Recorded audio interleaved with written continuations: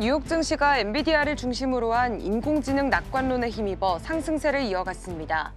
미중 무역 갈등 완화 기대도 호재로 작용하며 3대 지수가 3거래일 연속 사상 최고치를 경신했습니다. 엔비디아가 노키아에 10억 달러, 약 1조 4천억 원을 투자하기로 밝혔습니다. 양사는 차세대 6G 기술 공동 개발을 위한 전략적 파트너십을 체결했으며 엔비디아는 향후 AI 인프라에 노키아 기술을 통합하는 방안을 검토하고 있습니다. 애플이 아이폰 17 흥행에 힘입어 시총 4조 달러를 돌파했습니다. AI 경쟁 우려를 불식하며 엔비디아와 마이크로소프트에 이어 4조 클럽에 합류했습니다. 미국과 중국의 판매가 14% 증가하면서 실적 기대감이 커지고 있습니다.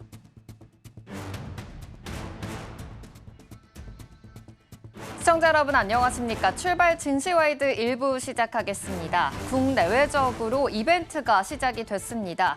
일단 이 에이펙 CEO 서밋이 개막을 했고요. 또 간밤에는 엔비디아 GTC 행사가 열리면서 여러 기업과의 협력 소식까지 발표했습니다. 또 미중 간의 갈등 완화 기대감으로 인해서 증시는 연속 랠리 현상을 보여주고 있습니다.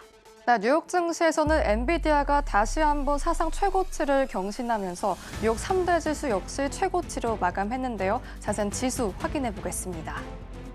3대 지수 모두 상승세로 마감하는 모습 확인되었습니다. 오늘장 미국 증시 상승했는데요. 이번 주 랠리의 중심은 연준의 통화정책회의가 오늘부로 시작이 되었죠.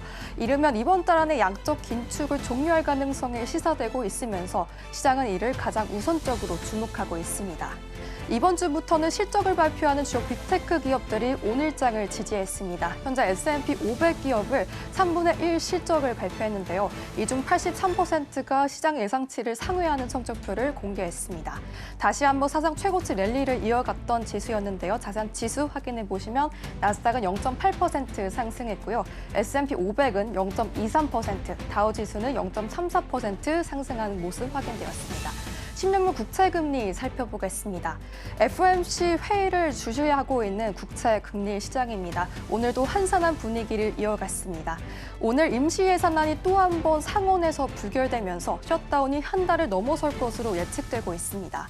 국채 시장을 움직일 경제 지표가 아직도 부진한 가운데 간밤 ADP에서는 이번 달 민간 고용이 이 주당 평균 14,000건을 증가했다고 발표하기도 했습니다. 결국 10년물 국채금리는 하락하는 모습 확인되었고요. 0.45% 하락세 보여줬습니다. 필라델피아 반도체 지수는 0.37% 강보합권에서 마감하는 모습 보여줬는데 엔비디아가 5% 상승하면서 지수를 견인했습니다. WTI 국제 유가도 살펴보겠습니다. 1.83% 급락하는 모습 출회가 되었는데요. 이 국제 유가는 미중 정상회담에서 미국이 러시아 석유 제재 영향이 생각보다 적을 것이라는 예측 속에서 하락하는 모습 확인되었습니다. 이렇게 자세한 종목별 흐름 M7 기업을 통해서 확인해 보겠습니다. 애플 같은 경우는 0.07% 소폭의 상승세 보였는데요. 장중 한때 시총 4조 달러를 넘어선 애플 모습 확인이 되었습니다. 아이폰 17 판매량 호조로 장중 처음으로 시총을 넘겼고요. 상승세 모습 확인되고 있습니다. 엔비디아 살펴보시면 4.98% 상승하는 모습 보여줬는데요. 이 처음으로 주가가 200달러를 돌파했습니다. 시가총액은 5조 달러에 바짝 다가섰던 모습인데요. 젠슨 CEO가 GTC 연설에서 AI 칩 수요가 폭발적이며 AI 산업이 변곡점에 들어섰다고 밝힌 내용이 AI 기술을 압축하는 투자 심리를 다시 한번 자극했습니다. 엔비디아는 또 노키아 지분 10억 달러를 인수하며 이 에너지 기분 그리고 AI 슈퍼컴 7대 구축을 발표했습니다. 삼성전자 그리고 현대차 등과 협력도 예고했습니다. 또 AI 생태계 확장을 주도하며 뉴욕 증시 전반의 상승세를 이끌었습니다. 마이크로소프트 역시 1.98% 상승하는 모습 보여줬습니다. 이 마이크로소프트 같은 경우에도 오픈AI가 비영리 재단 산하 구조법인 이 구조로 전환하는 내용의 기업 구조 개편 방안을 확정하면서 초기 투자자인 MS는 새로운 장비인 지분을 27%를 보유하게 된다는 소식에 상승했던 모습 확인되었습니다. 종가 기준으로도 시총 4조 달러를 돌파했습니다. 네, 다음 슬라이드 살펴보겠습니다. 알파벳은 주가는 0.67% 하락했고요. 메타는 0.08% 상승하는 모습 보여줬습니다. 테슬라는 1.8% 급등하는 모습 다시 한번 보여줬는데 이 테슬라 역시 로보택시 기대감 속에 상승했던 모습 확인이 되었습니다. 네, 이렇게 이처럼 AI 수요가 실적으로 확인되면서 시장은 이미 기술주가 새로운 성장 사이클에 진입했다고 보고 있습니다. 엔비디아의 젠슨 CEO는 GTC 기조 연설에서 이 차세대 모델이 성장의 변곡점에 도달했다고 강조한 만큼 이번 랠리를 단기 테마가 아닌 구조적 성장 단계로 해석하는 시각도 나오고 있습니다. 네, 이어서 국내장 마감 분위기 살펴보겠습니다. 네, 어제 국내 증시는 전일 코스피 4,000선을 돌파에 따른 차익 실현 매물이 출회가 되었습니다. 특히 외국인과 기관의 대규모 매도세가 동반되며 장 초반부터 약세 분위기를 보여왔습니다. 주요 글로벌 이벤트를 앞둔 경계 심리가 확산하고 있는 가운데 단기 급등 피로감이 맞물리며 장중 3,972포인트까지 밀렸던 코스피였습니다. 이 개인의 대규모 순매수로 낙폭을 일부 만회하긴 했지만 4,000선을 그래도 지켜냈습니다. 0.8% 하락하는 모습 출회가 되었고요. 4,010포인트 선에서 마감했던 코스피 지수였습니다. 이어서 수급도 살펴보겠습니다. 수급 살펴보시면 개인만이 순매수세에 가담했습니다. 반면 외국인은 1조 원 넘게 물량을 덜어냈고요. 기관은 925억 원을 담아냈습니다. 이어서 종목별 흐름도 살펴보겠습니다. 대부분의 시총 상위 종목들이 하락세로 마감했던 모습 확인이 되었습니다. 삼성전자, SK하이닉스는 그동안 랠리를 잠시나마 멈추며 2%대의 낙폭을 키웠습니다. 삼성전자는 10만 전자 타이틀을 하루 만에 반납하면서 99,500원 선에서 마감했고요. SK하이닉스 역시 52만 1,000원 선에서 마감했던 모습 확인되었습니다. 반면 2차 전지주는 견조했습니다. LG 엔솔은 3%대 급등하면서 2차 전지 업황 호황에 대한 기대감이 다시 한번 커지고 있습니다. 삼성 바이오로직스는 금리 인하 기대감이 커지면서 1.99% 상승했던 모습 확인되었고요. 삼성전자 우선주 역시 이 삼성전자 마찬가지로 2%대 하락세 키우면서 마감했습니다. 다음 화면 살펴보겠습니다. 네, 두산 에너빌리티는 5%대 급등하는 모습 보여줬습니다. 이 두산 에너빌리티 같은 경우는 국내 원전 정책 방어 수출 모멘텀에 상승세 보였던 모습 확인되었습니다. LC현대 중국업 4%대 낙폭을 키워가면서 하락 마감했고요. 하나에로스페이스 역시 4%대 급락하는 모습 출회가 되었습니다. 현대차 기업 역시 1%대 하락세로 마무리 지었는데 이 에이펙 정상회담을 앞두고 관세 협상 그리고 무역 불확실성이 주가를 눌렀던 모습 확인이 되었습니다. 네, 이어서 코스닥 시장도 확인해 보겠습니다. 코스닥 시장은 금리 인하 기대 그리고 성장주 모멘텀이 이어지면서 강보합권으로 마감했습니다. 장중에는 900선 아래로 밀리는 무손도 출회가 되었지만 이 바이오 2차 전지 중심 순환매가 힘입어 상승 마감했던 모습 확인되었습니다. 네, 코스닥은 0.07% 강보합권에서 마감하면서 903포인트 선에서 마감했던 모습 확인되었습니다. 이어서 수급도 살펴보겠습니다. 외국인만이 매도 우위를 보였던 코스닥 매매 동향입니다. 1,578억 원 물량을 덜어냈고요. 이 개인과 기관은 반면에 순매수세를 보였던 코스닥 시장이었습니다. 이어서 종목별 흐름도 살펴보겠습니다. 네, 코스닥 시장에서도 제약바이오는 전반적으로 약세 흐름 이어졌습니다. 반면 2차 전지주는 견조했던 흐름 보여지고 있는데요. 알테오젠은 1.55% 하락했고요. 에코프로 비행과 에코프로 역시 0.69%, 3.62% 상승하면서 LG 엔솔과 비슷한 흐름으로 포착이 되었습니다. 레온보 로보틱스는 0.29% 소폭의 상승세 마감했고요. HLB는 이 가남, 신약에 힘입어서 3%대 상승 마감했던 모습 확인되었습니다. 네, 이어서 다음 화면 살펴보겠습니다. 네, 밑에 제약바이오다는 희비가 엇갈린 모습이었습니다. 그래도 전반적으로 하락세가 짙었던 모습 출회가 되었는데요. 펩트로는 4%대 급락하는 모습 보여줬고요. 파마리서치는 0.37% 상승했습니다. 리가케인 바이오를 비롯한 ABL 바이오, 삼천당 제약까지 모두 0.07% 그리고 삼천당 제약 3%대 급락세 보여줬던 모습 확인되었습니다. 네, 이렇게 국내 증시는 외국인 대규모 순매도 그리고 차익 실현 물량이 지수 전반을 압박하며 조정 국면을 보였습니다. 반면 환율은 달러 대비 원화 1,437원 70전으로 전일보다 6원 상승해 외국인 투자 심리에 추가 부담을 주었습니다. 이 환율 변동성이 다시 한번 높아진 만큼 시장은 수급 변화, 글로벌 정책 이벤트 그리고 환율 안정 흐름에 더욱더 주목해야 할 시점입니다. 이번 주 한미중 정상회담 그리고 FOMC 등 주요 이벤트들이 단기 변동성 그리고 더불어 증시의 추가 상승 동력 기반을 마련할지 기추가 주목되고 있습니다. 지금까지 전혜경이었습니다.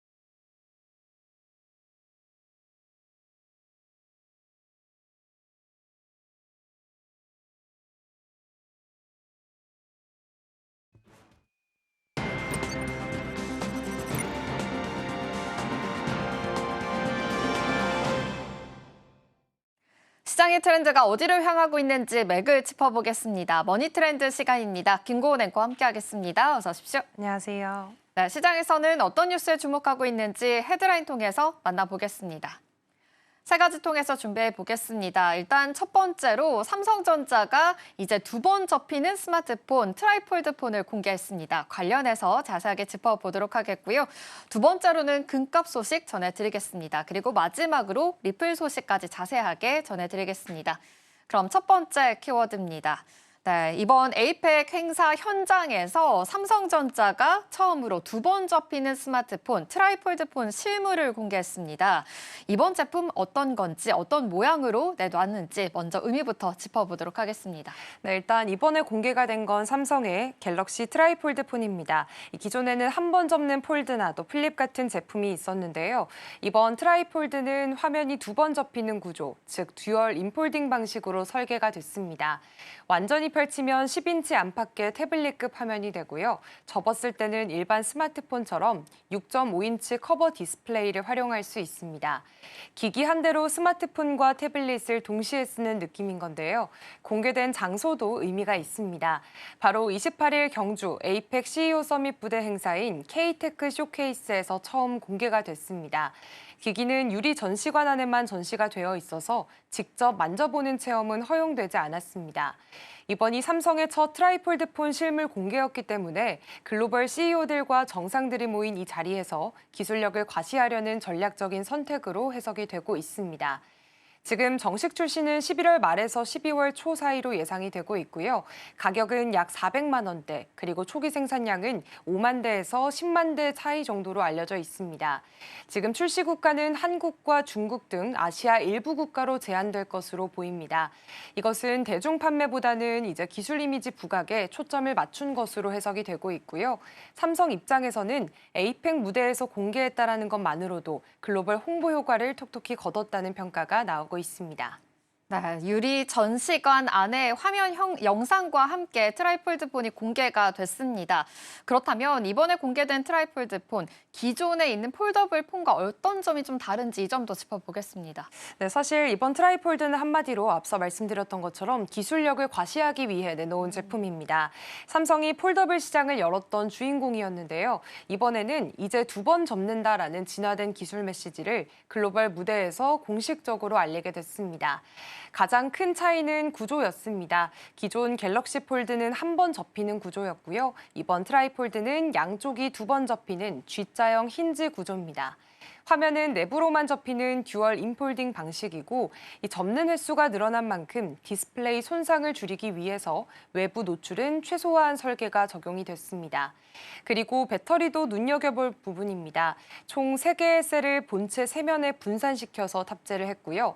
용량은 약 5,600mAh로 기존 폴드 7보다 훨씬 커졌습니다. 기기 크기에 맞춰서 지속 시간과 안정성을 강화한 건데요.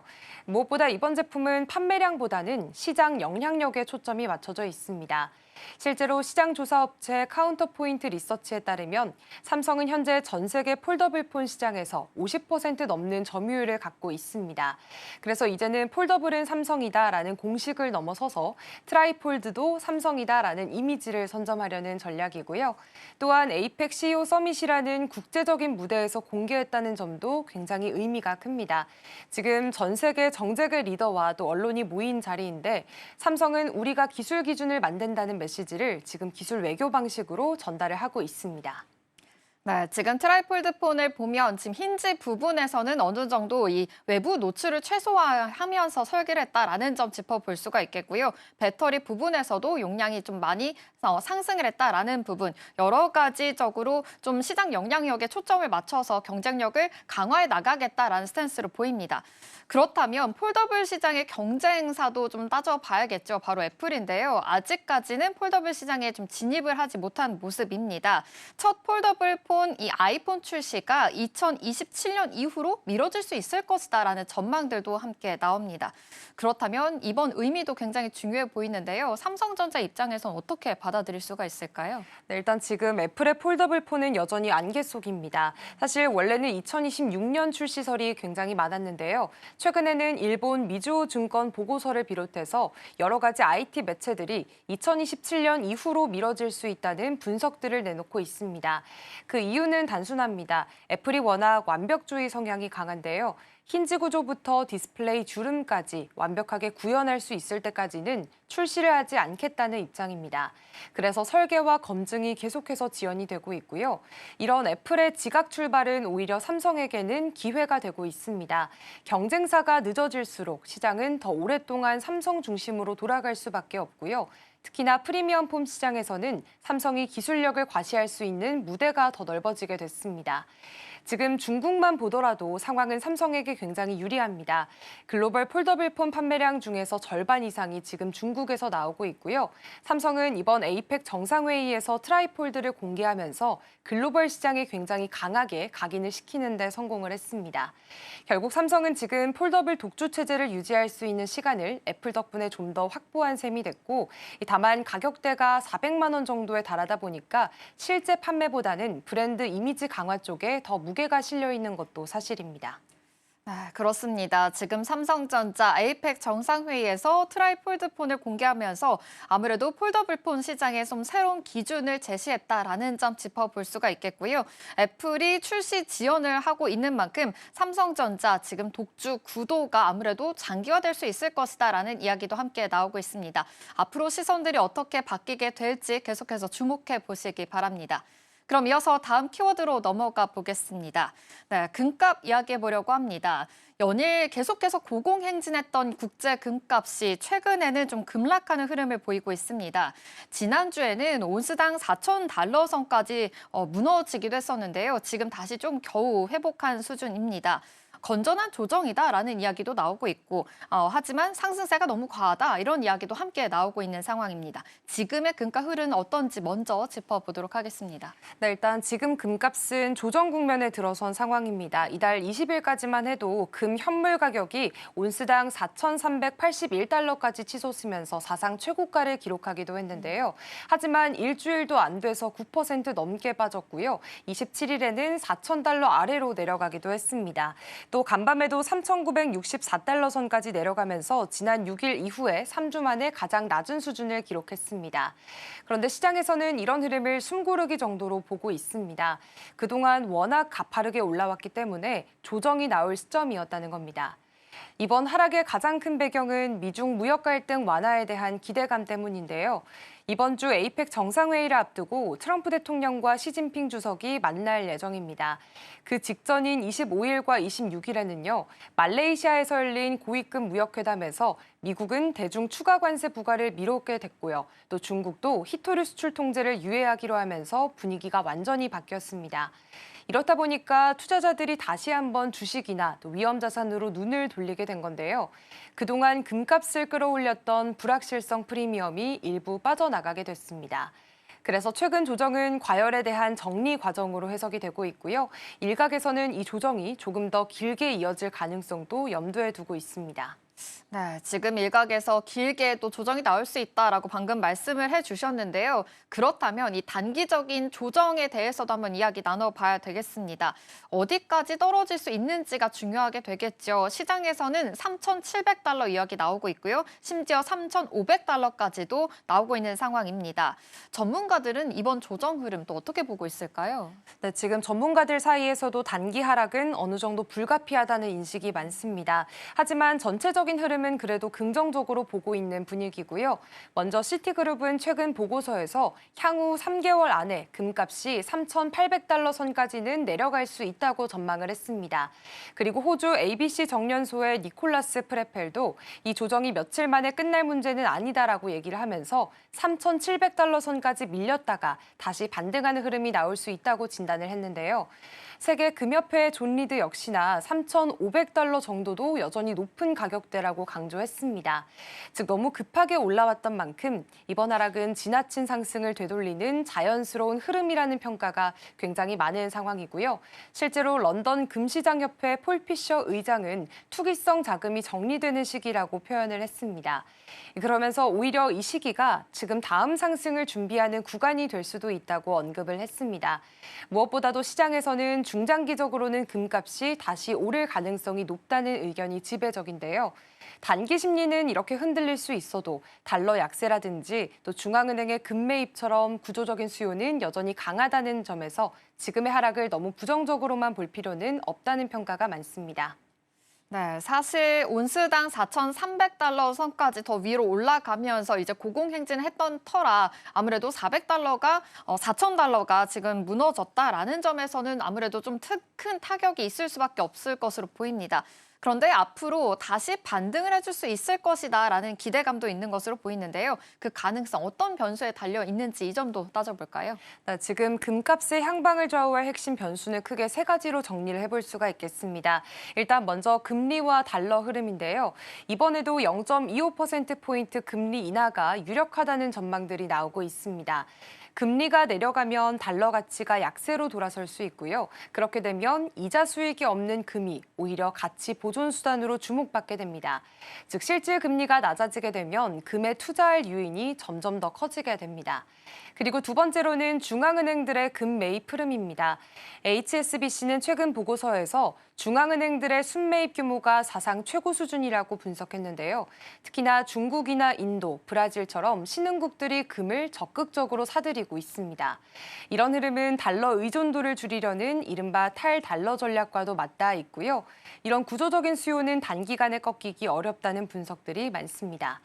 마지막으로는 지정학적 불확실성입니다. 지금은 미중 무역 갈등이 잠시 봉합된 것처럼 보이지만 AI나 반도체, 히토류 같은 민감한 산업 분야에서는 경쟁이 여전히 치열합니다. 이런 전략 산업을 둘러싼 긴장감이 다시 고조가 된다면 금 같은 안전자산으로의 수요가 다시 나올 수도 있습니다. 이런 이유로 인해서 HSBC나 뱅크 오브 아메리카, 소시에테 제네랄 같은 글로벌 투자 은행들도 내년 금값이 온스당 5,000달러까지 오를 수 있다는 전망들을 내놓고 있습니다. 당분간 금값이 지금 숨고르게 들어간 상황입니다. 그런데 말씀해 주신 대로 금리 인하에 대한 기대감도 있고요. 또 달러 약세 그리고 중앙은행들의 매입까지 계속해서 이어지고 있는 상황입니다. 장기적으로는 상승할 수 있을 것이다라는 가능성이 더 높게 찍혀 있으니까요. 앞으로의 금가 랠리가 어떻게 이어질 수 있을지 계속해서 눈여겨보시면 좋겠습니다. 그럼 이어서 다음 키워드로 넘어가 보겠습니다. 다음은 리플 소식입니다.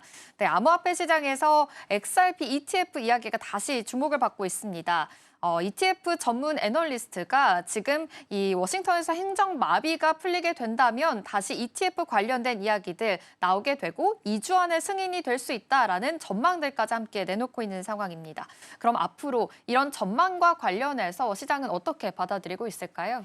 네, 지금 애널리스트 제라 씨는 현재 상황을 댐이 거대한 물살을 막고 있는 모습에 비유했습니다. 지금은 규제라는 장벽이 가로막고 있지만 정부 셧다운만 풀리게 된다면 XRP를 비롯해서 솔라나, 라이트코인 같은 주요 알트코인 ETF들이 한꺼번에 터져 나올 수 있다는 겁니다. 그동안 리플은 미국 증권거래위원회와 소송을 벌이면서 XRP가 증권인지 아닌지를 두고 계속해서 논란의 중심에 있었습니다. 하지만 비트코인과 이더리움 현물 ETF가 잇따라 승인이 됐고요. 이제 시장에서는 XRP가 그 다음 차례가 될 가능성이 크다고 보는 분위기입니다. 지금 ETF 승인 가능성이 높게 점쳐지는 이유는 크게 두 가지입니다. 일단 하나는 리플과 SEC의 소송이 끝나면서 규제 리스크가 줄었다는 점, 그리고 또 하나는 기관 투자자들의 수요가 커지고 있다는 점입니다. ETF가 나오면 일반 투자자뿐만 아니라 연기금이나 헤지펀드 같은 대형 자금들도 정식 루트를 통해서 XRP에 투자할 수 있게 되는데요. 그래서 이번 전망은 암호화폐 시장 전체가 제도권 금융에 들어가는 전환점이 될 수 있다는 의미로 해석이 되고 있습니다. 네, 이렇게 XRP 지금 ETF 승인 관련해서 기대감이 더 커지고 있는 요즘입니다.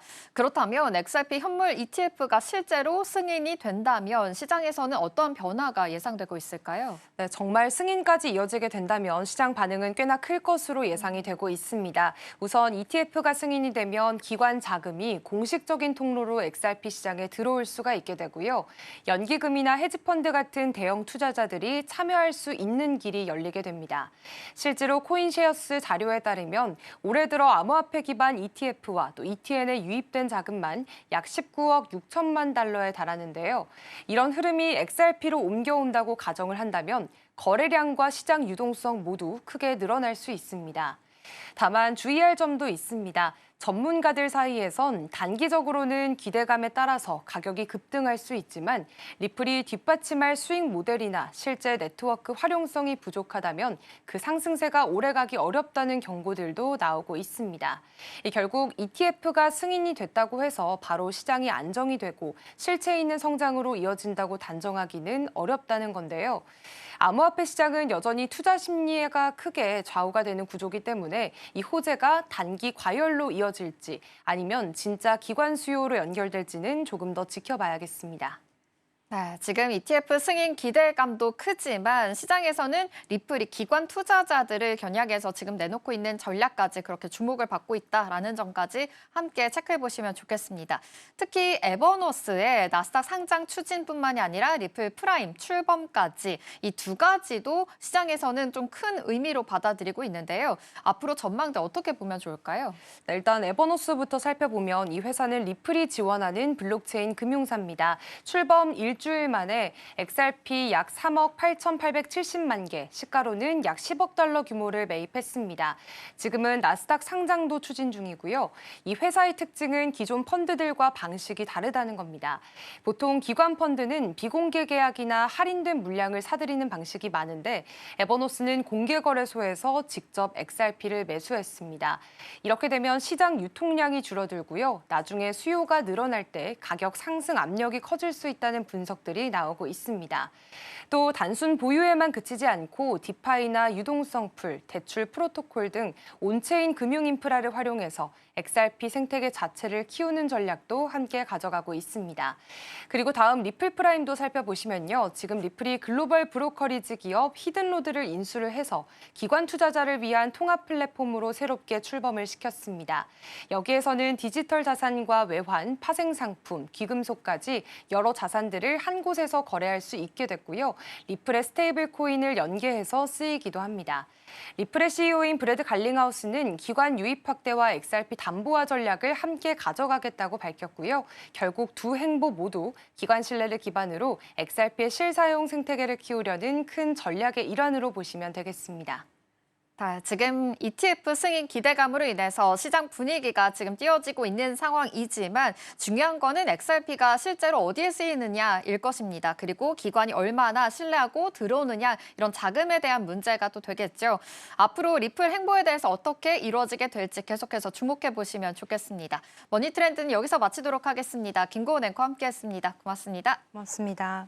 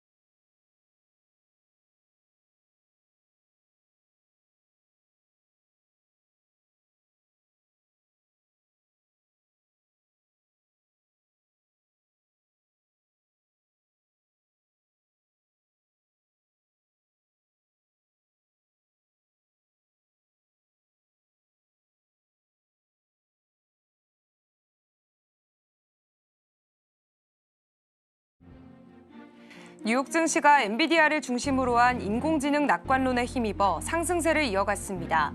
미중 무역 갈등 완화 기대도 호재로 작용하며 3대 지수가 3거래일 연속 사상 최고치를 경신했습니다. 엔비디아가 노키아에 10억 달러, 약 1조 4천억 원을 투자하기로 밝혔습니다. 양사는 차세대 6G 기술 공동 개발을 위한 전략적 파트너십을 체결했으며 엔비디아는 향후 AI 인프라에 노키아 기술을 통합하는 방안을 검토하고 있습니다. 애플 시가총액이 사상 최초로 4조 달러를 돌파했습니다. 아이폰 17 시리즈에 대한 높은 수요가 애플이 인공지능 경쟁에서 뒤처졌다는 우려를 불식시키며 시총 4조 달러 클럽에 진입했습니다. 헤지펀드의 대부 레이 달리오가 현재 시장에는 거품이 상당하다며 지금의 상황이 닷컴 버블, 대공황 직전과 유사하다고 밝혔습니다. 다만 미 연준의 완화적 통화 정책이 이어지는 한 자산 시장 과열이 당분간 지속될 수 있다고 전망했습니다.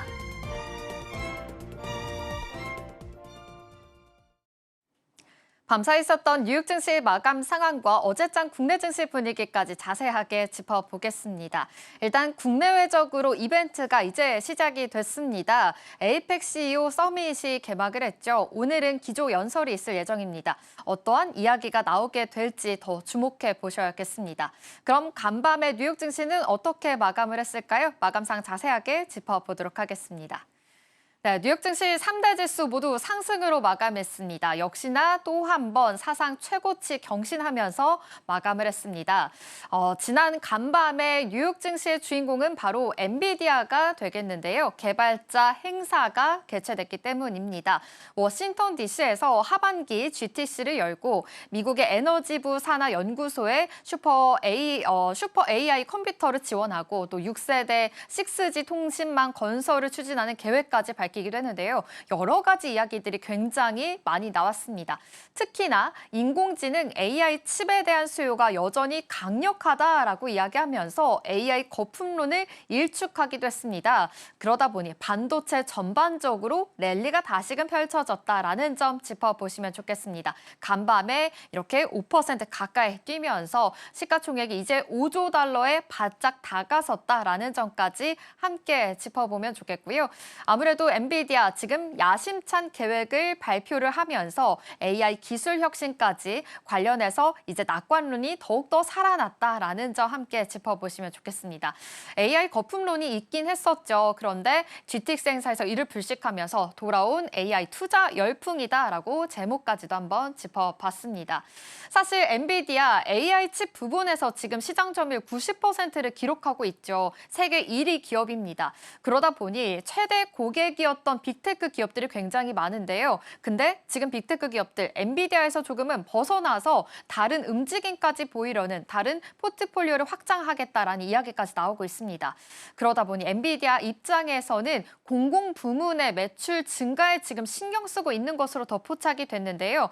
트럼프 정부와 유대 관계를 더 과시하고 있는 것으로 보이고요. 빅테크 고객에 대해서 이탈에 대비하겠다라는 스탠스까지 함께 확인해 볼 수가 있었습니다. 특히 공공 부문 같은 경우에는 매출 증가에 대해서 더 신경을 쓰고 있는 모습으로 포착이 됐는데요. 사실 공공 부문 같은 경우에는 자체 칩을 개발할 여력이 없죠. 그리고 국방이나 에너지 부문에서는 안보 영역이기 때문에 비싸더라도 최고의 칩을 사용할 수밖에 없다라는 수요를 지금 자극하고 있는 것으로 보입니다. 엔비디아 안에서 이러한 여러 가지 이야기들이 나왔으니까요. 이 점 함께 포착해 보시면 좋겠습니다. 일단 엔비디아 5% 가까이 상승했다라는 점 짚어보시면 좋겠고요. 특징주 먼저 짚어보겠습니다. 먼저 조비 에비에이션, 엔비디아와의 협력 관계를 발표했습니다. 차세대 자율 비행 기술 개발을 가속화하겠다라고 발표하면서 장중에는 좀 하락하는 포지션이었습니다. 4% 넘게 마감을 하긴 했지만 하락하면서 마감하긴 했지만 시간의 거래에서 지금 현재 제가 들어오기 전까지만 하더라도 7% 급등했습니다. 이전까지 같이 체크해 보시면 좋겠고요. 코어 위브도 역시나 연방 시장 관련해서 계속해서 협력 관계를 가져나가겠다라고 이야기 나왔습니다. 정부 기관과 핵심 파트너에 포함이 돼서 보안과 규정을 준수하는 고성능 AI 클라우드 서비스를 제공하는 것이 목표다라고 일컬었으니까요. 이 안에서의 모멘텀도 확인해 보시면 좋겠고요. 시간의 거래에서 1% 가까이 또 반등하는 흐름까지도 가졌습니다. 이 밖에 이슈들도 좀 체크를 해봐야겠죠. 미국과 중국이 이제 30일에 부산에서 만나게 됩니다. 양자 정상회담 안에서 어떠한 이야기가 나오게 될지 주목을 크게 하고 있는 시장의 분위기인데요. 여기에서 무역 전쟁 확전을 지금 자제하겠다라는 이야기 함께 나왔습니다. 그러다 보니 시장에서도 우호적인 투자 심리가 지속이 됐다라는 점 함께 짚어보시면 좋겠고요. 미국이 중국에 대해서 지금 펜타닐 원료 밀 수출 단속을 강화할 경우에는 아무래도 펜타닐 관련해서 부과한 20% 관세를 이제 10%로 낮춘다라는 구상까지도 하고 있는 것으로 보입니다. 인하 검토까지 나오고 있는 상황이기 때문에 역시나 이런 갈등에 대해서는 더 완화 스탠스를 보인다라는 점 짚어보시면 좋겠고요. 오늘 또 중요한 날입니다. 간밤에 이제 FOMC 이틀째 맞이하는 날이죠. 금리를 결정하는 날입니다. 시장에서는 연준이 이번 기준금리를 0.25%포인트 인하할 것이다라고 예측하고 있는 만큼 과연 금리 인하에 대해서 포지션이 명확하게 잡히게 될지 이 점까지도 주목해 보시면 좋겠습니다. 아무튼 이번 주 전반적으로 굉장히 중요한 이벤트를 앞두고 계속해서 좀 관망세인 자세가 펼쳐지긴 했지만 그래도 AI 열풍이 다시금 돌아왔습니다. 히트맵 통해서 어떠한 분위기였는지 자세하게 짚어보겠습니다. 네, 역시 엔비디아가 가장 큰 주인공이다라고 볼 수 있겠죠. 빅테크 기업들 또 AI, 반도체 기업들 위주로 상승했다라는 점 함께 짚어보시면 좋겠습니다. 그린라이트 강하게 켜주고 있는데요. 젠슨화 CEO가 이 연설에서 이렇게 얘기했습니다. AI, 6G, 양자 모델, 그리고 엔터프라이즈 컴퓨팅과 로보틱스, 공장 자동화까지 정말 다양한 분야에서 새로운 파트너십을 다룰 것이다라고 이야기했고요. 특히나 핀란드 통신 장비 기업 노키아와 함께 6G 관련해서 통신망을 설치하는 데도 협력을 해 나가겠다라고 이야기하면서 노키아 같은 경우에는 22% 급등하기도 했습니다. 이 밖에 정말 많은 여러 기업들과의 협력 관계를 발표했는데요. 먼저 슈퍼 마이크로 컴퓨터가 이 엔비디아와의 협력을 확대하고 연방 정부 시장을 겨냥을 해서 이제부터는 AI 인프라 솔루션을 공급해 나가겠다라고 발표했습니다. 이 점 함께 체크해 보시면 좋겠고요. 일라이릴리도 엔비디아와 함께 협력 이야기를 내놓았습니다. 일라이릴리 관련해서도 계속해서 좀 견조한 흐름들을 가지고 있는데 간밤에는 0.76% 하락하면서 마감했습니다.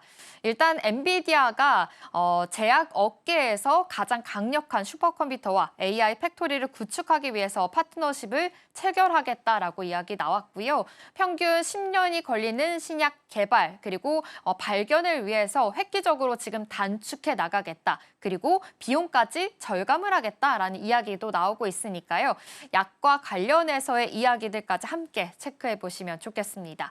이 밖에 루시드도 있습니다. 루시드가 엔비디아 기술을 기반으로 해서 완전 자율주행의 경로를 가속화하는 이니셔티브를 발표했는데요. 세계 최초로 레벨 4에 대해서 자율주행 기능을 갖춘 것이 아무래도 지금 하나를 제공하는 것이 목표라고 하니까요. 자율주행 관련된 모멘텀까지도 함께 포착해 보시면 좋겠습니다. 이 밖에 애플도 보겠습니다. 애플 0.07% 상승하면서 마감했습니다. 그래도 지금 애플 자체에 지금 자금들이 몰리고 있는 것으로 보입니다. 시가총액이 4조 달러를 돌파하면서 마감했다라는 점 짚어보시면 좋겠는데요. 엔비디아, 마이크로소프트에 이어서 세계에서 세 번째로 이제 4조 달러 클럽에 이름을 올렸다라는 점입니다. 역시나 아이폰 17 판매 호조가 계속해서 최고가로 이끌고 있다라는 점까지 짚어드리겠습니다. 이 밖에 마이크로소프트 지금 오픈 AI와의 협력 관계 계속 있는 상황이죠. 지배구조 개편 계획까지 확정을 하면서 MS와의 협상도 타결했다라는 소식에 2% 가까이 상승했고요. 저 4조 달러 돌파도 했습니다. MS는요, 특히 이 구조 개편 후에 오픈 AI 영리 부문의 지분 27%를 유지할 것으로 좀 기대가 되고 있는 상황이기 때문에 이 안에서 MS와 오픈 AI와의 협력 관계까지 계속해서 좀 팔로업을 해보셔야 될 것 같습니다. 이 밖에 페이팔도 보겠습니다. 양호한 실적을 함께 발표하게 됐는데요. 역시나 오픈 AI가 또 있습니다. 협력 관계 이야기 나왔고요. 챗 GPT에 이 디지털 지갑을 탑재할 것이다라고 밝히면서 페이팔 3.9% 급등했습니다. 지금 은행주 안에서 유일하게 또 그린라이트 켜주고 있는 모습까지 함께 포착해 보시면 좋겠습니다. 이렇게 전반적인 분위기, 엔비디아 지금 행사로 인해서 여러 가지 좀 모멘텀이 있었다라는 점 짚어보시면 좋겠는데요. 일단 이번 주에 실적이 아무래도 또 굉장히 중요한 주간이 되겠죠. 랠리 지속을 할 수 있을지의 여부를 좀 좌우할 수 있을 것으로 보입니다. 이제 밤에는 29일에는요. MS 또 알파벳의 실적이 나오고요. 또 메타가 실적을 공개하게 됩니다. 숫자 부분에서 계속해서 주목해 보시면 좋겠고요. 30일 밤에는 아마존과 애플의 실적이 발표가 될 예정입니다. 역시 실적에 대한 모멘텀 그리고 미중 간의 회담이 어떻게 진행이 될지 이 점에 대해서 더욱더 주목해 보시면 좋겠습니다. 이렇게 엔비디아가 주인공이었던 간밤의 뉴욕 증시 상황 자세하게 짚어봤고요. 어제장 국내 증시는 어떻게 지나갔는지 이 점도 함께 짚어보도록 하겠습니다. 네, 어제 같은 경우에는 사실 4천선을 돌파했던 코스피가 어제는 하루 만에 좀 반락을 했습니다. 4천선 아래까지 좀 떨어진 모습이었고요. 전반적으로 숨고르기 장세에 들어갔다라는 점 보시면 좋겠습니다. 장중에 좀 낙폭을 줄여가면서 그래도 치열한 공방을 벌이기도 했었는데요. 4천선을 사수하면서 장을 마쳤다라는 점이 아무래도 특징적이겠습니다. 코스피가 0.8% 하락했고요. 그래도 코스닥에서는 0.07% 상승하면서 마감했습니다. 한미 간의 회담 지금 앞두고 있는 상황이죠. 차익 매물에 대해서 아무래도 쏟아지고 있는 모습이고 숨고르기 장세, 큰 이벤트를 앞두고 나서 약세 흐름을 보였다라는 점까지 함께 포착이 되고 있습니다. 반도체 투톱, 사실 월요일장에서 굉장히 강했었죠. 신만전자 터치도 했고요. SK하이닉스도 53만 원까지 올라가면서 무서운 시세를 보였기 때문에 어제 같은 경우에는 숨고르기 장세 그리고 차익 실현이 나왔다라는 점 함께 체크가 되고 있습니다. 삼성전자, SK하이닉스 모두 2% 넘게 빠졌다라는 점 짚어볼 수가 있겠는데요. 이뿐만이 아닙니다. 사실 SK하이닉스와 함께 또 협력 관계를 가지고 있는 한미 반도체가 어제 4% 넘게 또 빠졌습니다. 빠지기도 했는데요. TC 본더 관련해서 공급과 협상에 실패했다라는 소식이 나왔습니다. 약세로 마감을 했습니다. 이 안에서의 반도체 흐름들 어떻게 지나가게 될지까지 눈여겨보시면 좋겠습니다. 이 밖에 요즘 2차 전지 계속해서 반등을 해주고 있는 요즘이죠. 삼성, SDI가 9% 넘게 상승하면서 마감했습니다. 시장 예상치를 밑도는 부진한 3분기 실적에도 불구하고 ESS 부분 역시나 공급 부족에 대해서 전망을 하고 있고 4분기 실적이 회복을 할 수 있을 것이다라는 기대감이 있는 상황입니다. 2차 전지 안에서의 순환매 계속 돌고 있으니까요. 이 점까지 함께 포착해 보시면 좋겠습니다. 어제 조선이 하나오션 좀 전반적으로 월요일 시장에서 급등했던 만큼 전반적으로 좀 쉬어가는 모습이 포착이 됐고요. 전선 쪽에서 대한전선은 5% 상승하면서 마감했습니다. 아시아 해저 케이블이 급성장을 할 수 있을 것이다라는 이야기가 함께 나왔기 때문입니다. 이에 대해서 최대 수혜주로 거론되고 있는 대한전선 쪽으로 모멘텀이 있는 것으로 보이니까요. 함께 참고해 보시면 좋겠고요. 어제 카카오 안에서도 이슈가 있었습니다. 어제부터 본격적으로 카카오톡 안에서 챗 GPT가 이제 시행이 된 모습이 체크가 됐는데요. 그러므로 인해서 카카오 주가가 4% 상승했다라는 점까지 함께 체크해 드리겠습니다. 네, 오늘 중요한 날입니다. 역시 반도체 투톱 안에서 SK하이닉스가 실적을 공개하는 날입니다. 현재 9시로 예정이 되어 있는데요. 실적이 어떻게 나오게 될지까지 눈여겨보시면 좋겠고요. 월요일 시장에서 굉장히 급등했던 만큼 어제는 좀 쉬어갔죠. 오늘은 과연 어떤 모습으로 또 출발하게 될지 이 점 계속 지켜보시면 좋겠습니다. 그리고 에이펙 CEO 서밋이 어제 개막을 했습니다. 오늘은 기조 연설들이 이어질 예정입니다. 이 안에서도 어떠한 이야기가 나오게 될지도 중요하겠고요. 자, 이제 2차 한미 정상회담 앞두고 있습니다. 관세 협상이 아무래도 가장 큰 좀 트리거가 되겠죠. 사실 쉽지 않다라는 전망들도 좀 나오고 있는데요. 이談判에 관련해서도 주목해 보시면 좋겠습니다.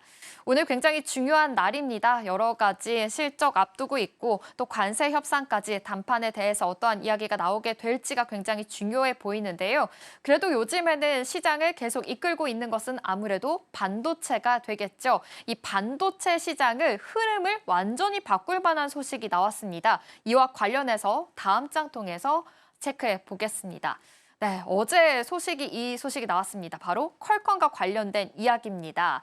반도체 무게중심이 이제는 효율로 이어지고 있다라는 흐름입니다.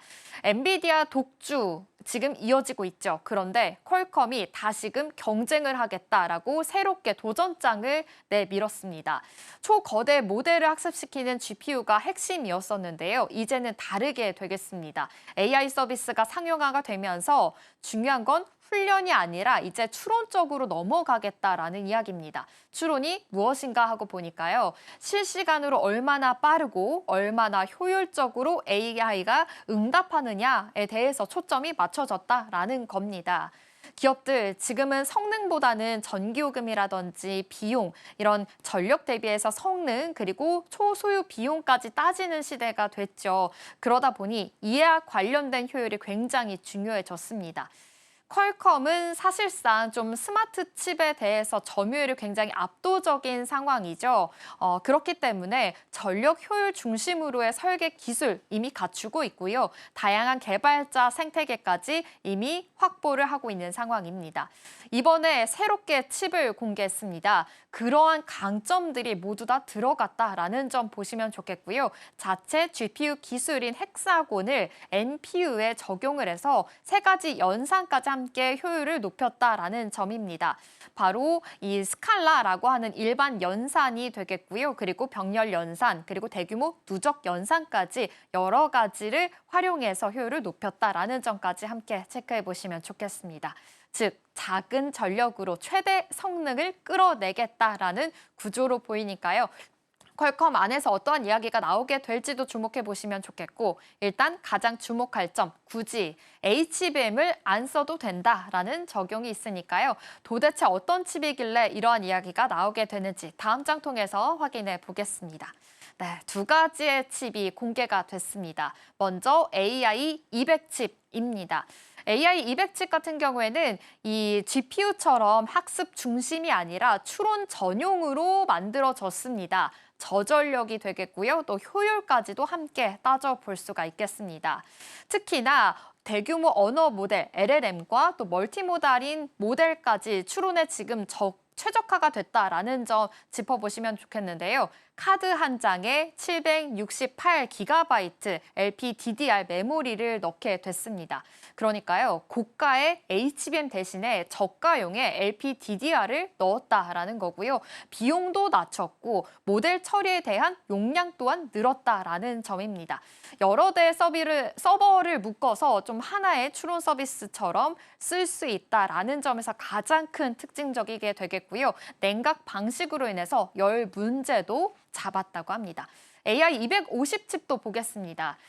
이제는 근접 메모리 컴퓨팅이 들어갔다라는 점이 가장 큰 트리거가 되겠습니다. 연산칩과 또 메모리 사이의 거리를 최대한 줄여서요. 데이터 이동을 최소화했고요. 전력 낭비 또한 크게 줄었다라는 점입니다. 기존과 대비해서 10배 빠른 메모리 효율을 가지고 있고 전력 효율 또한 지금 엔비디아보다 훨씬 더 우위를 가지고 있다라는 점에서 지금 두 가지의 칩이 아무래도 이제는 HBM을 넘어서 그리고 엔비디아를 넘어서 더 우위를 가질 수 있을 것이다라는 분석들이 나왔습니다.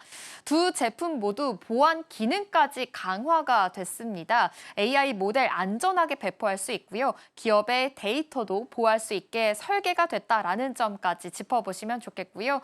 AI200칩은 2026년에 상용화 될 예정이고요. AI250칩은 2027년에 상용화를 목표로 하고 있습니다.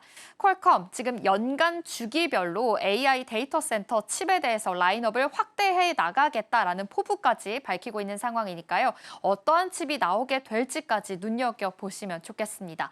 그렇다면 협력 관계도 맺게 됐는데요. 다음 장 통해서 볼까요? 네, 미국이 아니라 사우디를 선택을 하게 됐습니다. 사우디의 AI 인프라 기업인 휴메인과 손을 잡았다라는 소식인데요. 휴메인은 2026년부터 200메가와트 규모의 AI 데이터 센터를 짓게 됩니다. 이때 퀄컴 칩을 기반으로 해서 사우디를 중동의 AI 허브로 키우겠다라는 계획입니다. 퀄컴 플랫폼을 통합을 해서 정부와 기업 연구소까지 쓸 수 있는 AI 추론 서비스를 만들 예정이라고 하니까요. 이제는 석유 이후에 이제 먹거리가 AI와 반도체 산업이 될 수 있을 것이다라는 이야기로 정리해 볼 수가 있겠습니다. 그렇다면 한국 반도체 산업에는 어떠한 영향을 끼치게 될지가 더 중요하겠죠. 다음 장 통해서 확인해 보겠습니다. 지금 AI 메모리 판도가 바뀔 가능성이 더 커졌습니다. 삼성전자, SK하이닉스, LPDDR에서도 1위다라는 점에서 가장 큰 트리거가 되겠습니다. 특히나 HBM, LPDDR까지 두 가지 시장을 잡게 된다면 이제 퀄컴 시장까지 그런 판도가 더 넓어질 수 있을 것이다라는 이야기죠. 결코 좀 나쁜 이야기가 아니라 더욱더 지금 실적에 대한 모멘텀을 더 크게 끌어올릴 수 있다라는 점 함께 체크가 되고 있습니다. 그렇다면 삼성전자, SK하이닉스 말고도 효율형의 반도체 밸류 체인에도 수혜를 볼 수 있을 것이다라고 함께 나왔습니다. 역시 반도체 안에서의 메모리 패키징 산업의 네페스와 하나마이크론이 조금 더 수혜를 받을 수가 있겠고요. 전력 반도체뿐만이 아니라 전력 장비까지 아무래도 전력 효율을 더욱더 효율을 높였다라는 점에서 이 안에서의 전력 모멘텀까지 수혜를 받을 수 있을 것이다라는 분석이 나왔으니까요. 이 점까지 함께 체크를 해보시면 좋겠습니다. 네, 이렇게 AI 시장의 주도권 싸움 지금 바뀔 수 있을 것이다라는 이야기 나오고 있습니다. 더 큰 모델을 학습시키느냐 아니면 더 효율적으로 지금 돌리느냐에 대한 경쟁이 시작됐다라고 볼 수 있겠고요. 전력 효율에 이어서 비용 경쟁까지 핵심 무기로 보이니까요. 반도체 산업들 어떠한 변화가 이뤄지게 될지 계속해서 주목해 보시면 좋겠습니다. 반도체 산업에 큰 변화가 감지가 되고 있습니다. 바로 HBM-D를 이을 차세대 기술이 등장했기 때문이죠. 바로 HBF입니다. 그리고 SK하이닉스가 이 HBF의 구체적인 청사진을 공개하면서 시장에 확실하게 불을 붙였습니다. 자, 먼저 HBF란 고대역폭 낸드 플래시입니다. 데이터의 저장량을 폭발적으로 늘린 낸드라고 보시면 되는데요. 우리가 기존의 HBM 같은 경우에는 D램을 층층이 쌓아서 만든 구조입니다. 덕분에 속도는 좀 빠르겠지만 단점도 있었죠. 일단 적층을 많이 하게 되기 때문에 발열이 커지고 제조 단가도 급등합니다. 게다가 물리적으로 더 많이 쌓기 위해서는 구조적으로 사실 어려움도 계속해서 존재한다라는 한계까지 가지고 있습니다. 한편 HBF는 이제 D램이 아닌 낸드를 층층이 쌓았습니다. 속도가 아닌 용량을 키우게 된 건데요. 따라서 속도는 HBM보다는 조금은 느리겠지만 일단은 발열이나 전력 소모는 훨씬 더 낮습니다. 용량 또한 최대 8배에서 16배 정도 더 많다고 합니다. 사실 요즘 AI가 발전하면서 이제 우리는 텍스트만 다루지 않죠. 이미지부터 음성, 영상, 3D 공간 데이터까지 동시에 다루게 됩니다. 그러다 보니까 이제는 데이터의 속도뿐만 아니라 용량까지도 결정적인 요소가 됐습니다. 그리고 이걸 보완하기 위해 등장한 기술이 바로 HBF입니다. 결국 두 메모리를 좀 정리를 해보자면 HBM은 비유적으로 설명했을 때 고속도로에서 질주하는 스포츠카다라고 하신다면 HBF는 대용량 화물을 한 번에 옮길 수 있는 초대형 화물 트럭에 가깝다라고 빗대어서 설명할 수가 있겠습니다. 속도는 HBM보다는 조금 느리겠지만 한 번에 실어 나를 수 있는 데이터 양이 훨씬 더 많은 거죠. 그렇기 때문에 발열 관리나 전력 효율도 훨씬 더 좋습니다. 따라서 반도체 산업은 이렇게 봅니다. 앞으로 AI 반도체는 두 메모리가 경쟁하는 구도로 들어가기보다는 이 투트랙 시대로 진입을 해서 함께 겸용을 해야 된다라고 보고 있습니다. HBM은 빠른 연산을 담당하겠고요. 또 HBF는 대용량 저장을 담당하겠죠. 서로 보완하면서 시스템 효율을 극대화해 나가야 된다라고도 판단을 하고 있습니다. 사실 이런 구조의 변화는 이미 산업 전반에서 감지가 되고 있습니다. AI 서버 한 대가 처리해야 될 데이터는 지금 계속해서 폭증하고 있죠. 이제는 테라바이트 단위를 넘어서서 페타바이트까지 가고 있다고 합니다. 따라서 이런 환경에서는 기존의 D램 중심 구조로는 한계가 분명합니다. 따라서 HBF는 AI 메모리 병목을 줄여주는 두 번째 혁신으로 불리게 됩니다. 자, 그런데요. 이 시장에서 사실 가장 먼저 발을 들인 건요. 미국의 샌디스크입니다. 다음 페이지에서 확인을 해보겠습니다. 이 샌디스크 같은 경우에는 낸드 플래시의 원조 기업 중에 하나입니다. 지난 2월에 처음으로 HBF 구조와 로드맵을 공개한 바가 있는데요. 1세대 HBF는 16층의 낸드를 적층해서 총 512GB의 용량을 확보할 수 있다. 그리고 GPU 한 개에 HBF 8개를 연결하면 약 4TB의 용량을 구현할 수 있다라며 언급을 했습니다. 구체적인 수치들을 이렇게 제시하면서 HBM의 용량 한계를 보완할 새로운 대안으로 HBF를 제시하게 됐습니다. 자, 그리고 여기에 더해서 이제 SK 하이닉스가 이 대열에 본격적으로 합류를 하게 됐습니다. 사실 하이닉스는 HBM 시장에서는 단연 1위죠. 독보적인 기술력을 가지고 있는데요. HBM3E부터 3E까지 모두 하이닉스 손에서 나오게 됐습니다. 자, 그런데 이제 여기서 멈추지 않고 하이닉스는요, 낸드 기반으로 한 메모리를 새롭게 들고 나오게 됐습니다. 최근에 미국에서 열린 이 50회 글로벌 서밋에서 차세대 AI 낸드 전략을 공개했습니다. AIN 패밀리를 공식적으로 발표했는데요. 세 가지 라인들이 있었습니다. 일단은 성능 중심의 AIN-P, 그리고 용량 중심의 AIN-D, 그리고 오늘의 주인공인 이 대역폭 중심의 AIN-B를 공개했습니다. 그리고 이 B라인에 HBF 기술이 적용이 됩니다. 사실 SK하이닉스가 그렇다면 왜 이렇게 낸드 시장까지 좀 적극적으로 또 뛰어들게 됐을까요? 분명한 배경은 확실히 있습니다. 다음 페이지에서 살펴보겠습니다. 바로 낸드 시장의 절대 강자인 삼성전자 때문이죠. 그동안 낸드는 거의 삼성의 영역이었습니다. 글로벌 점유율 1위를 자리하면서 생산이나 원가, 적층 기술 모두 삼성이 주도했습니다. 하지만 AI 수요가 폭발하면서 낸드 역할이 지금 저장용에서 연산 보조용으로 좀 전환하고 있습니다. 그리고 하이닉스는 이 지점을 노리게 됐습니다. 기존의 D램 강세에 이어서 낸드에서도 AI 최적화 기술을 선점해서 AI 메모리 전 라인업을 완성하겠다라는 전략입니다. 하이닉스는 이번 행사에서 HBF는 HBM의 빈틈을 메우는 차세대 축이 될 것이다라고 좀 강조했습니다. 그리고 이 조금 전에서 살펴봤던 샌디스크와 MOU를 체결했는데요. HBF 표준화를 추진하려고 하고 있습니다. 올해 8월에는 HBF 관련 MOU를 체결하면서 2026년에 시제품을 낼 것으로 목표를 하고 있고요. 2027년에는 본격적으로 탑재를 하겠다라는 목표로 협력하고 있습니다. 결국 AI 서버용 메모리 생태계를 새로 짜는 수준의 움직임이다라고 또 볼 수 있을 것 같은데요. 양측의 역할을 좀 정리를 해보자면 샌디스크는 이제 HBF 개념의 설계자로서 자리를 하고 있고 SK하이닉스가 뒤늦게 들어오면서 생산과 실증의 주체 역할을 맡으려고 하고 있습니다. 이 HBF 동맹이 지금 미국과 한국 사이에서 만들어진 겁니다. 결국 향후 글로벌 표준으로 자리 잡을 가능성도 높다라는 분석도 많습니다. 자, 그렇다면 삼성전자도 가만히 있을 수가 없겠죠. 아직까지 이 안에서 공식적인 발표는 나지 않았지만 이미 개발팀을 꾸려서 개념 설계 단계에 진입했다라고 좀 보고 있습니다. 사실 삼성전자 같은 경우에는 HBM에서는 후발주자였습니다. 따라서 HBF 안에서는 이 선발대로 있으려는 움직임을 보일 수밖에 없겠죠. 앞에서 언급했듯 낸드 시장 점유율 1위입니다. 이런 기술력을 바탕으로 HBM 시장에서는 약간 좀 뒤처졌지만 낸드 기반에서는 기술력을 바탕으로 언제든지 뒤집을 수 있다라는 평가들이 많습니다. 실제로 최근 삼성의 최고 기술 책임자가 이런 말을 했습니다. 플래시까지도 멀티본딩으로 진화를 해야 한다. 그리고 D램과 낸드 로직 간의 경계가 사라지고 있다라고 발언을 했습니다. 이 이야기는 업계에서 HBF 관련 기술 개발을 사실상 인정한 신호다라고 좀 해석을 하고 있습니다. 자, 이렇게 반도체 투톱 안에서 HBF를 중심으로 한 구조적인 변화들을 살펴봤는데요. 사실 HBF의 시장 전망도 조금 구체적입니다. 다음 페이지에서 확인해 보겠습니다. 신영증권에 따르면요, HBF의 시장 규모는 2027년 10억 달러에서 2030년까지는 120억 달러까지 성장할 것으로 보고 있습니다. HBM 시장에서는 비교했을 때 규모가 10분의 1 수준이기는 하지만요, 지금 AI 수요가 폭증하고 있는 만큼 잠재력은 확실히 큰 상황입니다. 계속해서 강조해야 될 부분은 HBF가 HBM의 구조적인 한계를 보완한다는 겁니다.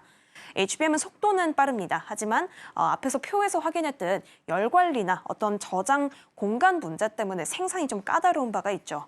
그런데 HBF는 이 부분을 낸드 기반으로 전환하면서 발열을 줄이고 용량을 크게 늘릴 수 있게 설계를 한 겁니다. 결국 이 두 기술이 함께 발전을 해야 속도와 용량이라는 두 마리 토끼를 잡을 수가 있는 겁니다. HBM이 AI 두뇌를 담당했다면 HBF는 데이터를 저장하는 부분을 담당하게 되죠. 지금 AI 데이터 센터 수요가 폭증하고 있습니다. 대용량과 저전력 메모리 생태계가 확실하게 잘 열려줘야 하는데요. 사실 기존에는 반도체 산업이 속도에 좀 집중을 했다면 이제는 용량과 효율까지 잡아야 되는 추세로 이동을 하고 있습니다. 그리고 그 해답이 바로 HBF가 된 것 같습니다. AI를 담은 데이터를 더 많이 담을 수 있는 그릇이 되어주는 역할을 할 것으로 보입니다. 지금까지 마켓 클로즈업이었습니다.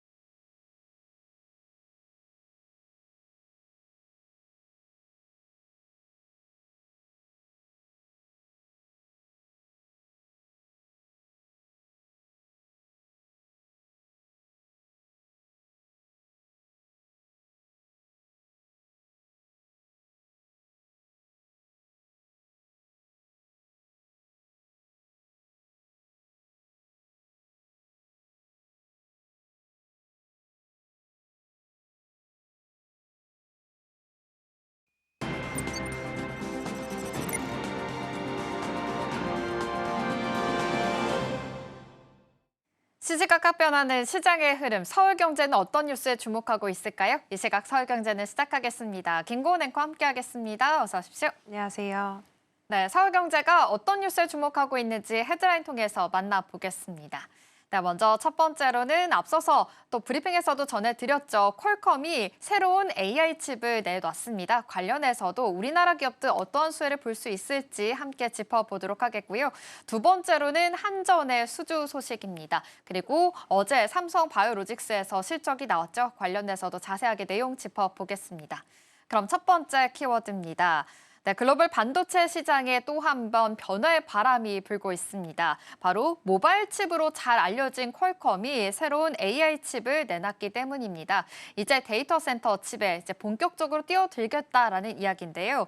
사실상 좀 독점에 가까웠던 엔비디아, 이제는 그런 독점이 흔들릴 수 있을 것이다라는 전망들도 함께 나오고 있습니다. 퀄컴 이번 칩 어떻게 공개했는지 이전부터 먼저 짚어보도록 하겠습니다. 네, 일단 퀄컴이 공개한 건 AI 가속기 칩인 AI200과 또 AI250입니다. 출시 시점은 각각 2026년, 2027년으로 예정돼 있고요. 핵심은 퀄컴이 지금까지 쌓아온 모바일 칩 기술력을 데이터 센터용 고성능 칩으로 확장하겠다는 전략입니다. 이번 칩은 렉 단위 플랫폼으로 구성된다는 점이 눈에 띕니다. 한마디로 데이터 센터에 바로 꽂아 쓸 수 있는 고성능 장비라는 건데요. 전력 효율을 높이기 위해서 액체 냉각 방식을 도입했고 기업 입장에서는 총 소유 비용도 낮출 수 있다고 강조했습니다. 이 칩은 AI 모델을 학습시키는 용도보다는 이미 학습된 AI 모델을 빠르고 효율적으로 실행하는 데 특화돼 있다는 게 퀄컴의 설명입니다. 네, 맞습니다. 아무래도 추론이 아니라 이제는 훈련이 아니라 추론형의 이제 AI가 얼마나 빠르게 좀 응답하느냐에 따라서 이런 칩에 조금 더 초점이 맞춰졌다라는 것으로 함께 확인을 해볼 수가 있겠습니다. 그러면 우리나라 입장에서 오히려 수혜를 받을 수 있을 것이다라는 이야기도 함께 나오고 있는데요. 삼성전자 이런 흐름 속에서 어떠한 기회를 잡을 수 있을지 이 점도 굉장히 중요해 보입니다. 어떻게 역할을 기대해 볼 수가 있을까요? 네, 일단 삼성전자로서는 이번 퀄컴의 발표가 여러모로 기회가 될 수 있는 상황입니다. 무엇보다 먼저 주목할 건 바로 메모리 쪽인데요. 퀄컴이 내놓을 AI250 칩은 기존보다 10배 이상 넓은 메모리 대역폭을 지원한다고 밝혔습니다. 이 말은 곧 HBM 같은 고성능 메모리나 LPDDR 메모리를 여러 층으로 쌓는 방식을 쓰겠다는 의미로 해석이 되고 있고요. 이런 고성능 메모리를 공급할 수 있는 업체는 전 세계에 몇 안 됩니다. 그중에서도 대표적인 곳이 바로 삼성전자와 SK하이닉스인데 현재 HBM 시장 점유율을 보면 SK하이닉스가 64%로 1위를 차지하고 있고요. 삼성전자가 15%로 3위를 차지하고 있습니다. 그런데 퀄컴이 앞으로 공급망을 다양화하려는 움직임을 보인다면 삼성전자의 점유율이 더 늘어날 가능성도 충분히 있습니다. 또 파운드리 부문에서도 기회가 열려 있습니다. 최근 삼성전자는 퀄컴의 차세대 모바일 칩인 스냅드래곤 8 엘리트 5세대를 2나노 공정으로 시제품 생산한 것으로 알려졌는데요. 이 칩의 생산 수율이나 발열 문제가 긍정적으로 평가된다면 앞으로 퀄컴의 AI200이나 AI250 같은 AI 가속기 칩도 삼성에서 생산할 가능성이 나오고 있습니다. 물론 과거에는 한 차례 어려움도 있었습니다. 2022년에는 퀄컴이 삼성 파운드리에서 만든 칩의 발열 이슈로 TSMC로 생산을 옮겼던 적이 있었는데요. 하지만 최근에는 관계 복원 움직임이 감지가 되고 있고 기술 협력 논의도 다시 한번 이어지고 있는 분위기입니다. 네, 사실 퀄컴 하면 모바일 칩이죠. 스냅드래곤이 가장 유명합니다. 그런데 2나노 공정에서 지금 삼성전자가 꽤 차고 있는 만큼 새로운 칩에 관련해서도 삼성전자가 수주를 맡게 될 가능성이 높다라는 전망들이 나오고 있으니까요. 이 점 함께 체크해 보시면 좋겠습니다. 또 요즘에는 디램 가격까지 빠르게 오르고 있는 요즘입니다. 메모리플레이션이다라는 말까지 나오고 있는데요. 그렇다면 삼성전자 앞으로 좀 긍정적인 영향을 더 받을 수가 있을까요? 네, 사실 실제 시장 흐름만 보더라도 삼성전자에게는 꽤나 유리한 환경이 만들어지고 있습니다. 지금 서울 용산 전자상가 기준으로 보면요. DDR5 32GB 디램 가격이 한 달 사이에 14만 원에서 32만 원까지 뛰었습니다. 무려 128% 이상 급등을 한 건데요. SSD도 마찬가지였습니다. 이렇게 가격이 오르고 있는 이유는 간단합니다. 지금 AI 서버용 HBM 메모리에 집중을 하다 보니까 범용 디램 공급 공급이 부족해졌기 때문입니다. 여기에 AI폰과 AI PC 수요가 살아났고요. 윈도우 10 종료를 앞두고 PC 교체 수요도 겹치게 되면서 D램 가격은 전방위적으로 오르고 있는 상황입니다. 지금 업계에서는 이 같은 공급 부족과 가격 상승이 2027년에서 2028년까지 이어질 수 있다고 보고 있는데요. 삼성전자 같은 글로벌 메모리 1, 2위 업체들에게는 이런 흐름이 수익성 개선과 또 평균 판매 단가 상승으로 연결될 수 있습니다. 여기에 모바일 메모리 시장에서도 좋은 신호가 있었죠. 최근 애플이 내년 아이폰에 들어갈 LPDDR5X를 삼성에 1,300만 개 이상 요청했다는 얘기도 들리고 있습니다. 이런 공급 계약이 현실화되면 모바일 부문에서까지 삼성전자가 확실한 주도권을 잡을 것으로 보입니다. 네, 이렇게 퀄컴의 AI 가속기 아무래도 발표가 지금 단순한 칩 출시를 넘어서서 AI 생태계까지 바꿀 수 있을 것이다라는 이야기 같이 나오고 있으니까요. 함께 참고해 보시면 좋겠습니다. 특히나 삼성전자가 더 수혜를 받을 것이다라는 전망들도 함께 나오고 있죠. 메모리, 모바일, 파운드리까지 이렇게 세 갈래를 통해서 기회가 될 수 있으니까요. 함께 포착해 보시면 좋겠고요. SK 하이닉스 또한 수혜주로 같이 거론이 되고 있습니다. 퀄컴의 새로운 칩 관련해서 어떠한 시장 분위기가 바뀌게 될지까지 눈여겨보시면 좋겠습니다. 또 오늘 SK하이닉스 실적이 나오는 날이죠. 지금 현재 실적이 발표가 됐습니다. 매출이 24조 원 돌파를 했고요. 영업이익이 11조 원을 돌파하게 됐습니다. 역대 최대 실적이다라는 점 짚어볼 수가 있겠습니다. 사실 영업이익 10조 클럽에 지금 입성할 수 있을까에 대해서 지금 많은 시장에 관심이 있었는데 11조 원이 나오면서 돌파한 것으로 보이고요. 최초로 10조 원을 돌파한 만큼 이 안에서의 랠리들 어떻게 이끌어질 수 있을지까지 주목해 보시면 좋겠습니다. D램과 랜드 가격 상승으로 인해서 영업이익이 더 많이 올랐다고 하니까요. 이 점까지 함께 챙겨드리도록 하겠습니다. 네, 그럼 이어서 다음 키워드로 넘어가 보겠습니다. 네, 한국전력 소식입니다. 한국전력이 사우디아라비아의 대형 풍력 발전 사업을 수주했습니다. 작년에는 태양광 사업에 대해서도 지금 따낸 상황이고 이번에는 풍력까지 확보를 하면서 중동의 신재생 에너지 시장에서 지금 존재감을 확실히 드러내고 있다라는 겁니다.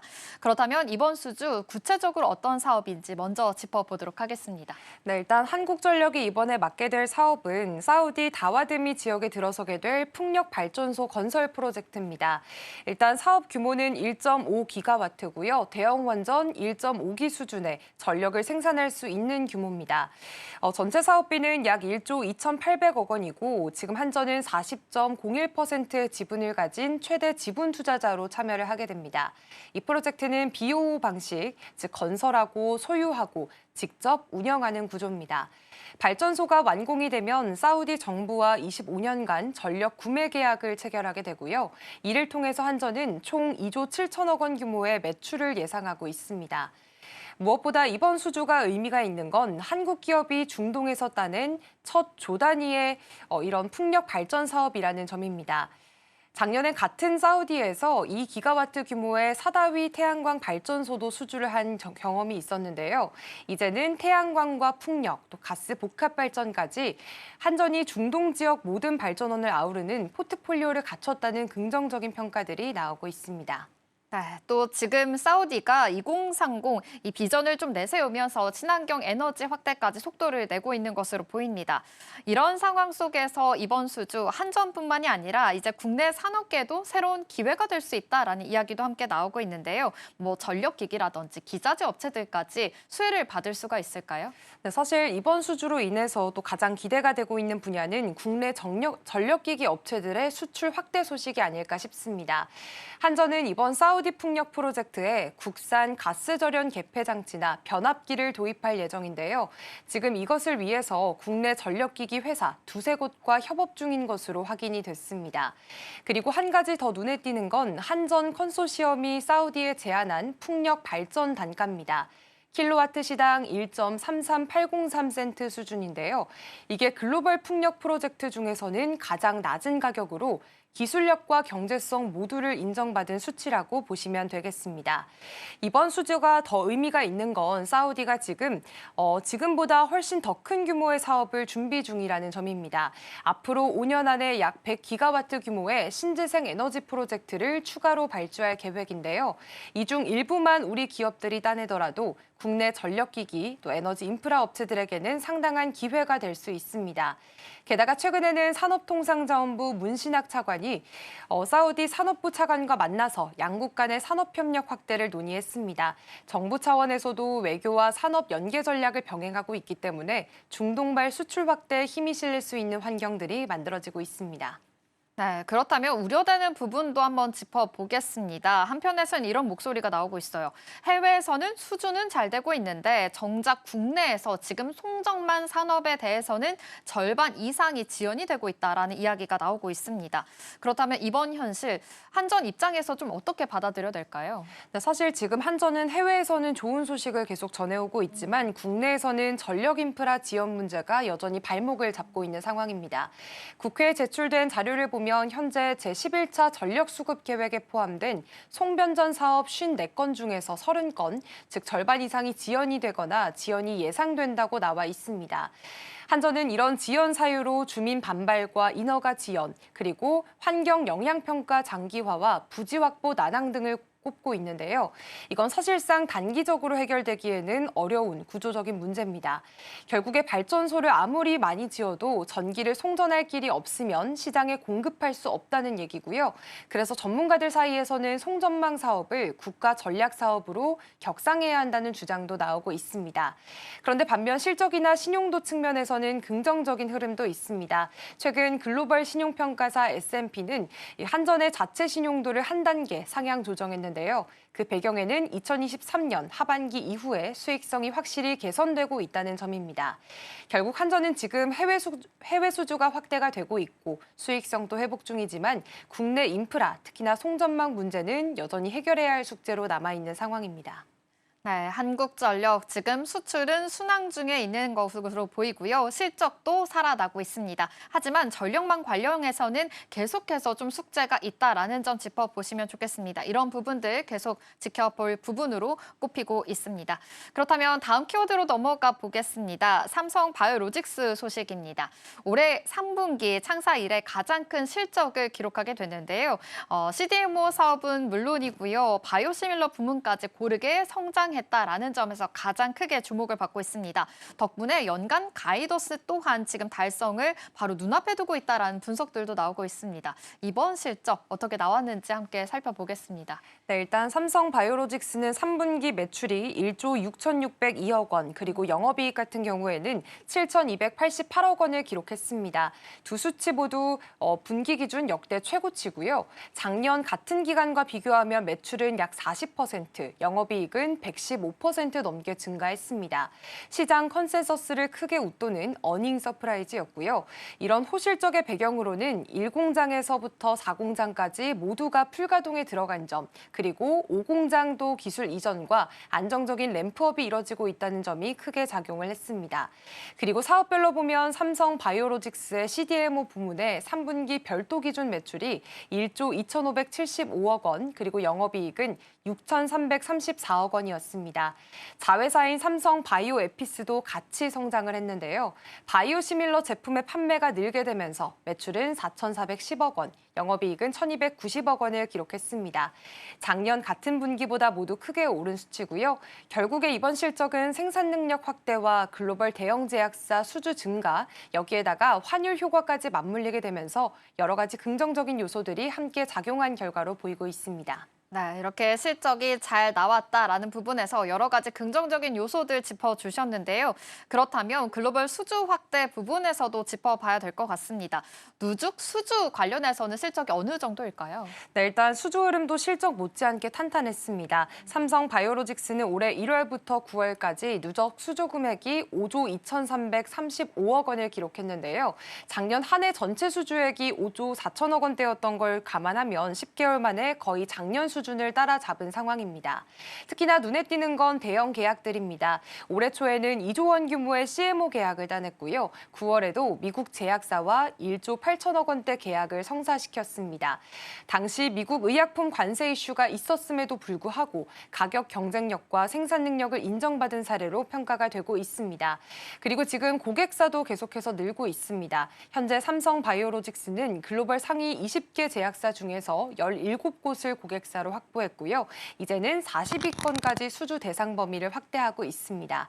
그리고 또 하나 주목할 부분은 CDO 부문입니다. 올해 3분기에만 8건의 신규 계약을 확보했고 결국 이런 수주 흐름이 고객사의 신뢰가 높아졌다는 것을 보여주고 있습니다. 이런 상황에서도 다음 달에는 삼성 바이오 에피스 분할도 또 예정이 되어 있죠. CDMO와 바이오 시밀러 사업이 분리가 된다면 또 어떠한 변화들이 좀 예측되고 있을까요? 네, 일단 핵심은 이번 분할이 신규 수주 확대에 긍정적이라는 평가들이 나오고 있습니다. 지금까지는 CDMO 고객사 입장에서 바이오 시밀러 사업과의 이해 충돌을 우려하는 시각들이 많았는데요. 다음 달부터 삼성 에피스홀딩스가 신설이 되면서 CDMO와 또 그리고 바이오 시밀러 사업이 지배 구조상 완전히 분리가 되게 됐습니다. 이런 구조 변화가 신규 고객 유치에 더 유리하게 작용할 수 있다는 전망이고요. 결국 이번 분할은 단순한 분사가 아니라 글로벌 경쟁력 강화를 위한 전략적 선택이라는 평가가 나오고 있습니다. 네, 지금까지 삼성바이오로직스 3분기 실적과 수주 현황 짚어봤고요. 또 다음 달에 이 CDMO와 바이오 시밀러가 또 분리하게 되니까요. 의전까지도 같이 포착해 보시면 좋겠습니다. 이 시각 서울경제는 여기서 마치도록 하겠습니다. 김고은 앵커와 함께했습니다. 고맙습니다. 고맙습니다. 출발 증시와이드 1부가 준비한 소식은 여기까지입니다. 본 방송에서 제공하는 정보는 투자 판단을 위한 조언일 뿐 해당 종목의 가치와 수익률을 보장하지 않습니다. 이어지는 출발 증시와이드 2부도 많은 시청 바랍니다. 함께해 주신 여러분 고맙습니다.